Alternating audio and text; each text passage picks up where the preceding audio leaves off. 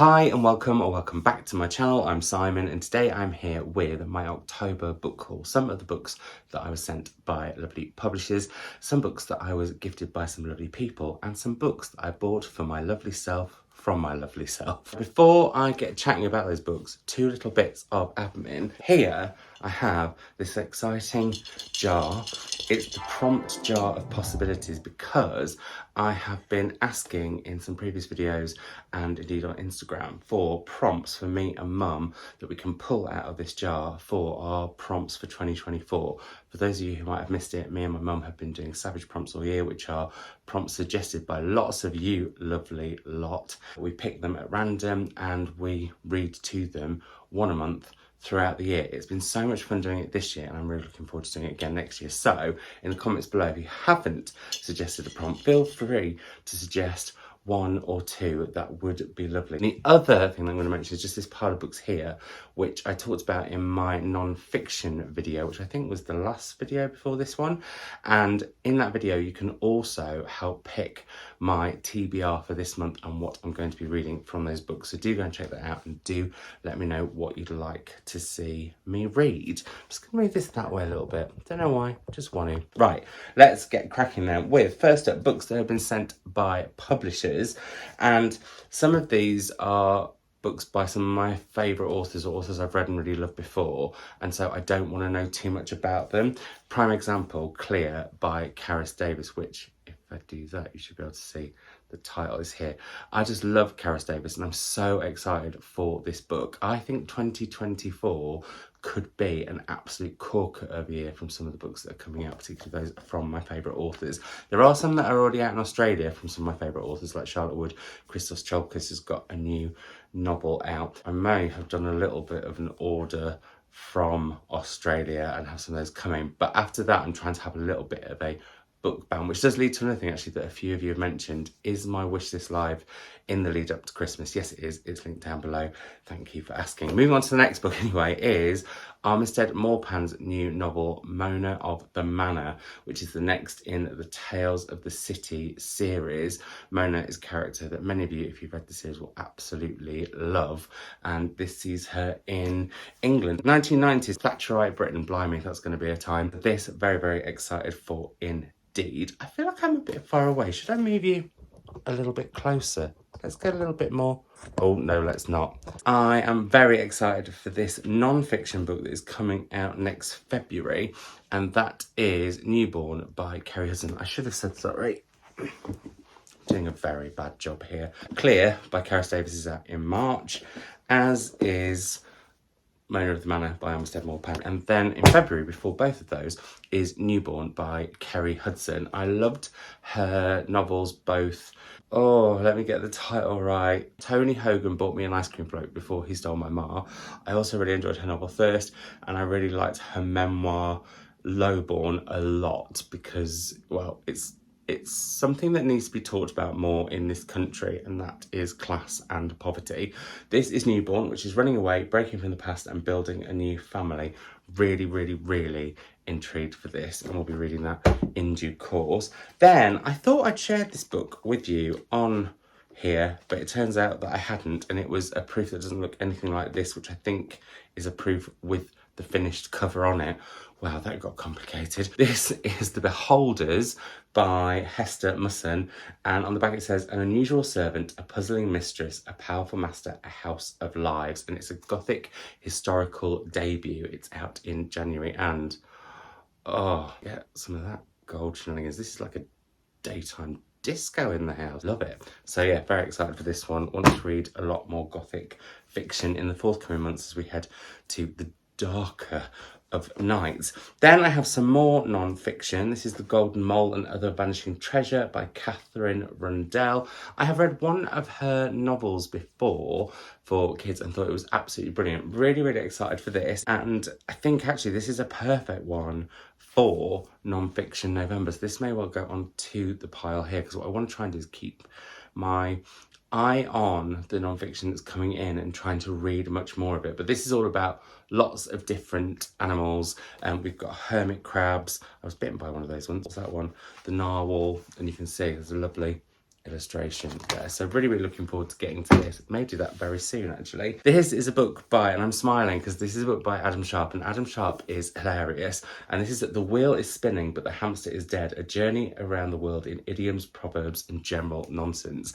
And this is the sort of, Adam, I hope you'll appreciate me saying this, perfect toilet book. Although there is the whole hygiene question around a toilet book, but one that you just head to while you sat on the loo for a bit. For example, the meanings of the word for a walrus in different languages. In Irish it's horse whale, in Georgian it's lion whale, in Korean it's sea elephant, in Albanian it's sea cow, Greek it's tooth walker, in Lithuanian it's slack jawed one, and Italian has hair. Really like things like this, just little facts that you can pop out at various points in your day-to-day life. It could be with your colleagues, it could be with friends and family, whatever. Yeah, I like this kind of book. Perfect for, I'm going to say it, a stocking filler. From the lovely folk at Granta, I had this doorstop of a book, and it's called Hours. Sorry, you can't see. Hours. And this is by Phillip B. Williams. Now, I feel like Phillip B. Williams is a poet, and that always makes me excited. Yes, he is. Phillip B. Williams is from Chicago, is a prize-winning poet.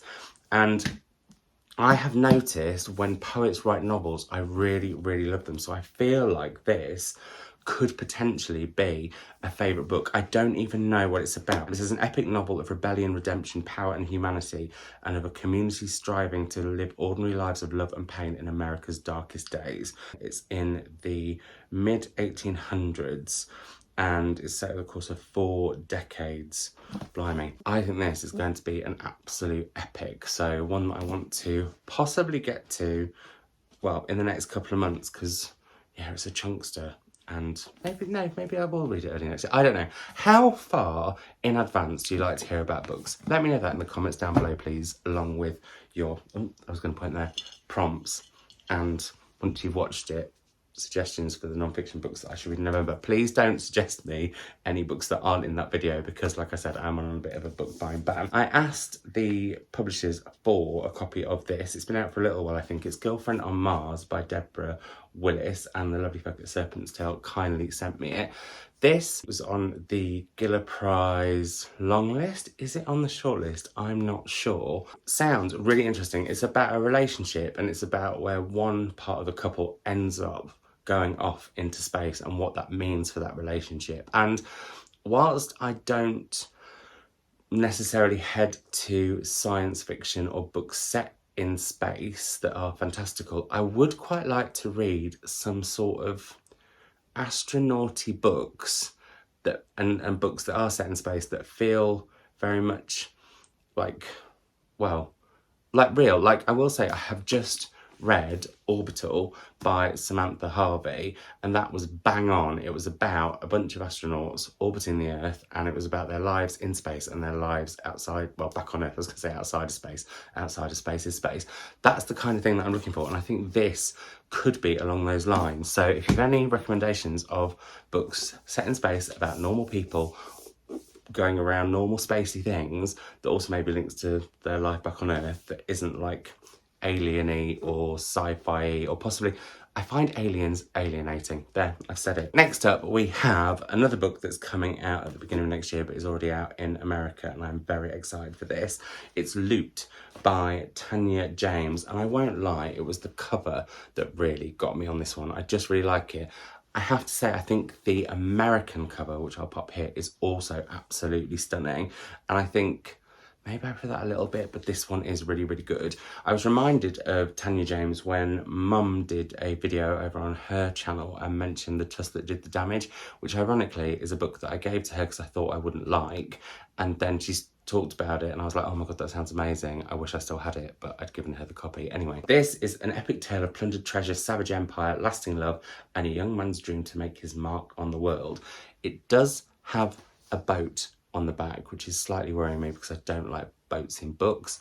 I say that. There are authors though who break a mould of something that I think I don't like Kate Moss did with The Ghost Ship. I thought that was fab. Last but not least, sorry, going off on several tangents, lots of tangents in this video already, I have a copy of a book that I am reading for an event that I will be doing, a free event that'll be online. So if you want to join an evening in or a night in with The Old Gays and me, then you can.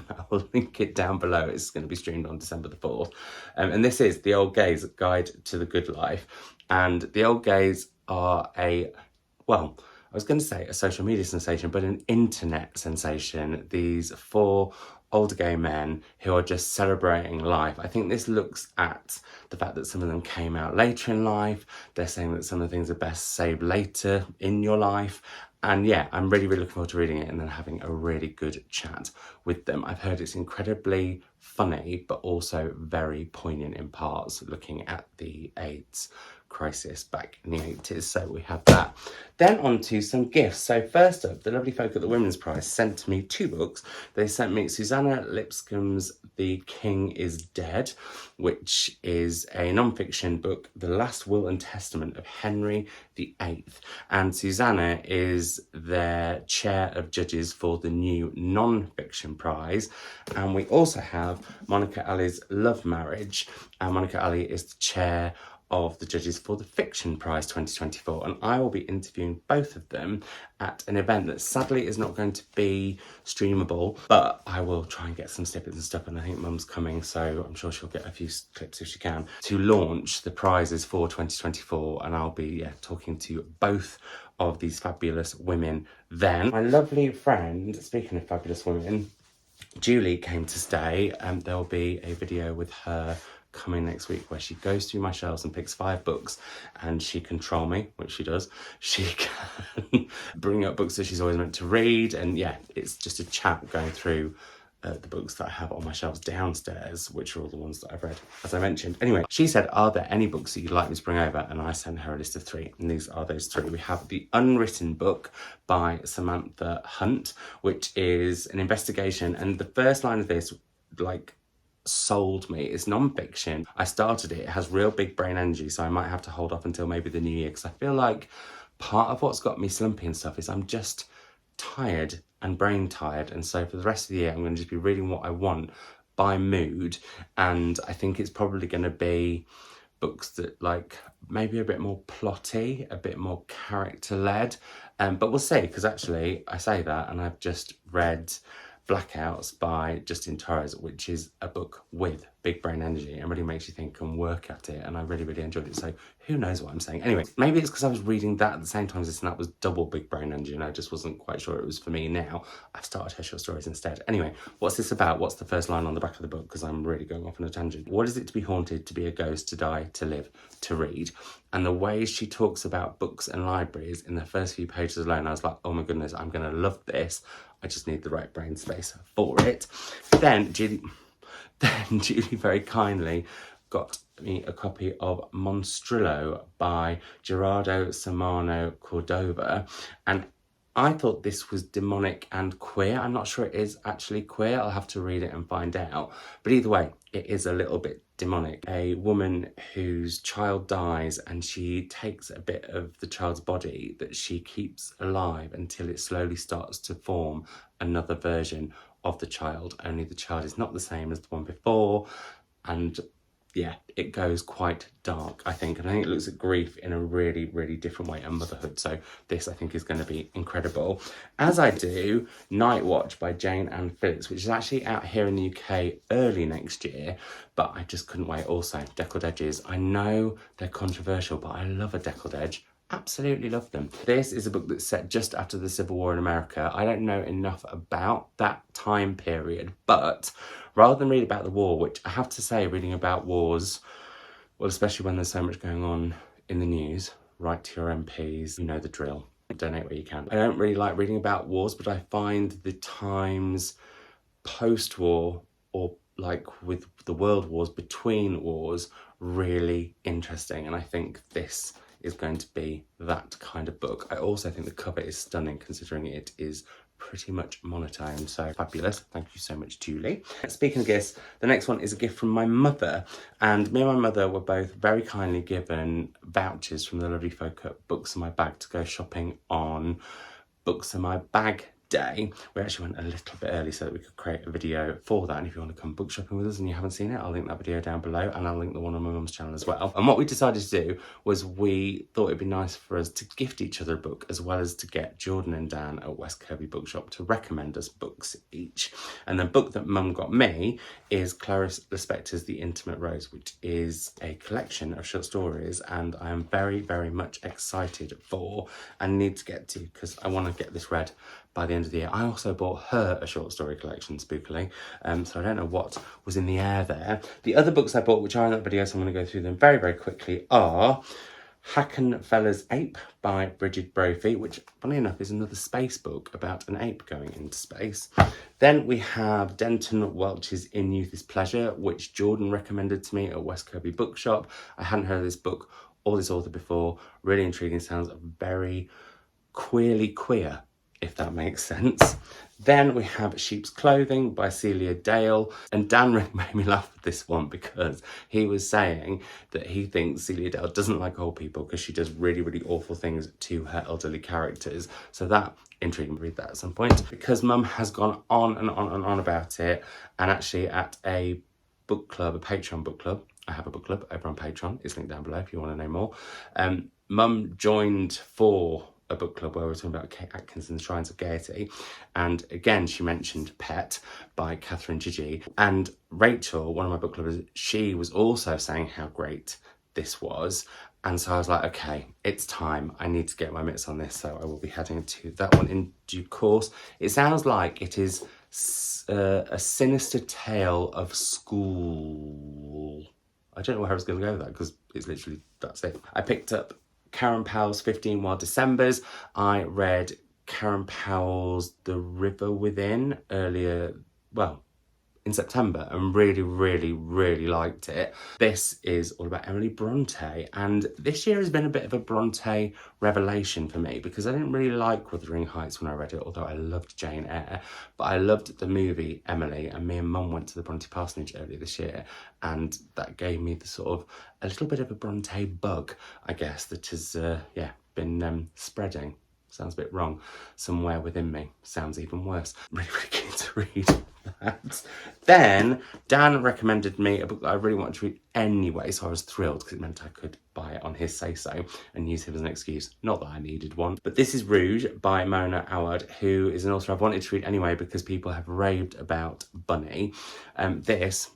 Spreages, is set, I believe, around the beauty industry and is a slight riff on the fairy tale, I think, of a mixture of Snow White and Beauty and the Beast, possibly, or even is it Sleeping Beauty? There's a bell, so in my head that means Beauty and the Beast to me, but we'll see, and that would make sense because Beauty. Anyway, food for this one, and this does have perfect gothic autumn covers. Oh, and it's giving me a little bit of a glow. Oh, is that meant to happen? It has got a mirror on the back. There we go. Anyway, fab. And last but not least, I picked up Nothing Ever Just Disappears by Dermot Hester, 7 Hidden Histories. So this is about 7 historical figures who are queer and the hidden histories around them. And this is, again, a perfect non-fiction November read, and I'm hoping to head to it this month. It will be promptly popping itself on that pile. There's a lot of P's in that. Promptly popping itself on that pile. Anyway, now moving on to books that I just got randomly at different points. So 2 of them are imports. One is one of my most anticipated books of the year. This is Daughter by Claudia Day. I read Claudia Day's previous novel. Why do things go out of my head so quickly? That's not what the book was called. It was fab. One of the parts of the book was narrated by a dog, and I don't normally like books narrated by animals, but I thought it was brilliant. I don't know much about this at all, other than I loved that book so much I bought her previous book.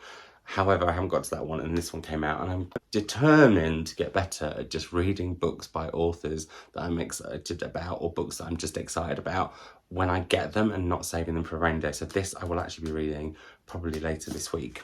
Notice that I put probably in there just in case. The next book I have got an import cover from because I just prefer the international cover, and also I think they're reissuing it at some point and it's not for ages. But I saw this over on Leena's channel when she was talking about different titles for her podcast No Books on a Dead Planet, and this is Once There Were Wolves by Charlotte McConaughey, and I've been meaning to read her for ages. I think she's an Australian author, and I think there was another novel that she wrote called Migrations. In fact, I know it is because I've got it on my shelves over there, because me and Melanie were going to do it as a book club title at one point before we stopped book club for various reasons. Very excited for this, and it's about rewilding wolves into, back into the wilderness, and that I am very much here for, so very excited for this one. Now, we're going to have a little bit of a YA moment. I know, that's a bit of a surprise. However, 2 icons have released YA books recently, and I want to get to them. The first is The Witches of Pendle by Yvette Fielding. I have read the first 2 in the Ghost Hunter Chronicles. This is the third. I have loved Yvette Fielding ever since Blue Peter, but also adored and loved Most Haunted. Mega fan. Had the pleasure of interviewing Yvette last year on a video that I will link down below. One of my favourite ever Most Haunted episodes was based at Pendle, and yeah, so very excited for that one. And then Jerry Halliwell Horner, also known as Ginger Spice, has released Rosie Frost and the Falcon Queen. Now, my patrons will have known I've wanked on about this, but this is the second edition I bought because look at the purple spreads, and purple's my favourite colour. I had to pick this up, even though I had already picked it up once this month. I may do a giveaway or something. I don't know. We'll see. But very excited to read this in due course. I've got a feeling like these 2 would just be brill for one really autumnal / wintry weekend with lots of cups of tea and biscuits, the fire on. Yeah, I think that's going to be something I'm going to make happen. I'm trying to get better at mentioning independent bookshops when I do these hauls and where I've been. And actually, speaking of independent bookshops, Sunny's is one that I can't get to physically because it's in Yuma, Arizona, and it's run by the wonderful CJ Reads, who I'll link down below. If you head to Sunny's Book Truck, you can buy fabulous merch from there. I know my friend Judy was desperate for one of these. However, I think they're out of stock for now. It's just a really good way to support another indie bookshop overseas, so I just thought I'd mention that. But back to high street bookshops and Waterstones. I picked up Jane Harper's Exiles. I have really enjoyed Jane Harper's novels until I think it was The Survivors, and I just couldn't get into it, and it sort of steered me off, so I want to head back to more of her work. And I think this is the return of Aaron Falk, who was in the first 2, possibly another one since, but really want to get to this in due course. Australian crime, I'm here for it. I am now keeping a list on my phone. My mum told me that she did this, and it put me to shame, frankly, because I should have been doing this for a long time. She keeps a list of books recommended by lovely folk who recommend them in the comments on her channel, and I want to get much better at it. So a huge thanks to Leslie Watts, who recommended I pick up The Apparition Phase by Will McNeil. This is a spooky dooky book. I'm a great believer that haunting books are not just for Halloween, because actually as the nights get darker heading to Christmas and into January, it's still pretty spooky dooky, frankly. I was also intrigued all the more because Will McLean is from the Wirral, which is where I live, just opposite Liverpool, or depending on which side of it you are actually, from my bedroom windows I can see the Liverpool waterfront on one side and I can see the Welsh Hills on the other, with the river on that side between us and the estuary on the other side between the Wirral and Wales. Wow, this was like a geography lesson that none of you wanted. Anyway, so I was intrigued because of that. And then I just found out it was about twins who have always kind of been into quite spooky things, and they play a trick, I think, that ends up going horribly wrong. I'm very excited for this one, so thank you, Leslie, for recommending this to me. A book I meant to read last month and just didn't get around to, it's The Immortal King Rao by Bauhini Vara, which I had not heard anything about until A-Marie recommended it. Well, she did recommend it, but A-Marie also picked it for her book club. I will link A-Marie's channel down below. I adore her. I haven't got around to it. I think I was a little bit unsure because I know it's about tech, but then it was also about an Indian village in the 1950s, which totally is something that I want to read about. I've noticed the 1950s are coming up more and more as an era that I'm either reading books set in and really enjoying, or just an era that I want to find out more about. Anyway, the tech bit did put me off, but also, I don't know, my reading was just, I needed to read a bit more by whim as October went on, because it just, I don't know, there's been something in the air for me. But let's not talk about that now. We'll talk about that when I do my October wrap up, which will be soonish. I'm not going to promise when videos are going to be anymore. I'm learning my lessons. See, developing. There's growth here. A book that I saw Miss Vix Reed mention, who is another one of my lovely Patreons. It's Three Fires by Denise Mina, and I absolutely loved Risley by Denise, I can't speak, set in Holyrood Palace. I read it when I was in Edinburgh and was just totally into it. And this is the next in that series where authors are taking periods from history and writing about them. And this is all about the bonfire of the Vanities, I believe. Florence in the 1470s, which I know absolutely nothing about, so really intrigued for that one. Then I ordered this online from Foyles because it came with a special tote bag and also signed. It's Sean Hewitt and Luke Edward Hall's 300,000 Kisses, The Tales of Queer Love from the Ancient World. I think this is going to be brilliant. Another one that I really want to head to soon. Oh look, we've got A Man with a Pig's Head. But anyway, yeah, I'm really intrigued for this. I just think it's going to be a really interesting collection. I was going to say, is this non-fiction? But no, it's not. The art's brilliant, isn't it? So yeah, anyway, there we go. I'll be heading to this soon. I'm not showing any more. Sorry, I moved the camera a little bit because the light was getting a little bit glaring on my face. The last three books are books that I bought in West Kirby Bookshop, because one of the books that I bought was written by an author who was there, who I was really excited to see because she'd come over from Australia, and that is Lauren G. McKay, and this is Gunflower and Other Stories. I read The Animals in That Country a couple of years ago with Jacqueline, Julia and Natalie when we were reading the Readings Prize shortlist, which is a prize that the Reading Prize chain of bookstores do in Australia. And it was a book where there was a pandemic and people could hear what animals were thinking and saying, and it was just incredible. Really odd and weird, but really incredible and really poignant. And this has that flavour. There are animals that talk within this collection. I've read it so I can say a little bit about it, but I'll talk about it more in my aforementioned October wrap-up. I was just so excited to see Laura G. McKay and to be able to tell her, did you know that I did a video with 3 of my friends and we talked about your book, and one of my friends had a sheep on her lap the whole way through because she was looking after it. So anyway, there we go. This is fab. I will talk about it more soon. I also picked up while I was there Lord Jim at Home by Dina Brooke. This has also come out in a really lovely edition by McNally Editions. This is the Daunt Books edition, and one that I saw in the shop and I was like, oh, I need to get it, especially when I saw it had a foreword by Tessa Moshfegh. I've heard this is a really unsettling book, and that's all I kind of know. And I think, yeah, this is another one that I want to head to quite soon. I feel like I sort of missed out on reading lots of creepy reads in October because I was just a bit, I need to get back on that. Anyway, last but not least is a book that I bought because Dan has been recommending it to me for ages at West Kirby Bookshop. And before Julie came to stay, I realised there was a set of books. A set of books is an understatement. There were 2 piles of books and various other things that I'd hidden behind the sofa and literally forgotten about. And I was shocked to discover I'd already got a finished copy of this book. Maybe I'll do another giveaway at some point of one of these. What's the book, Simon? It's Prophet Song by Paul Lynch. And this is the book on the Booker Prize shortlist that I am the most excited for out of all of them, and the one that I've just seen so many people saying incredible things about, so I would like to get to it very soon before the winner is announced, really, which I think is in 3 weeks. I've not been invited to the party this year. I don't know what I've done.